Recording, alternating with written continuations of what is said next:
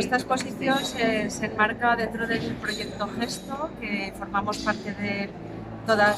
prácticamente todas las estomaterapeutas de España. Lo que pretendemos es normalizar la situación de los pacientes portadores de ostomía y dar importancia y relevancia al papel de las estomaterapeutas, puesto que nosotras viajamos con ellos a lo largo de todo el proceso. En primer día, además de realizar el marcaje de la ubicación, que va a ser fundamental para que luego no tengan problemas de fugas, de pérdidas, es muy importante aprender para disminuir los niveles de ansiedad. Porque una vez que ya le explicas que van a poder tener una vida normal y que no es tan horroroso como ellos se lo están imaginando en su cabeza, pues van mucho más tranquilos aquí con sus necesidades. Que al principio, como te he dicho al principio, es impactante por lo que vas a tener, pero que después no hay ningún problema, no tiene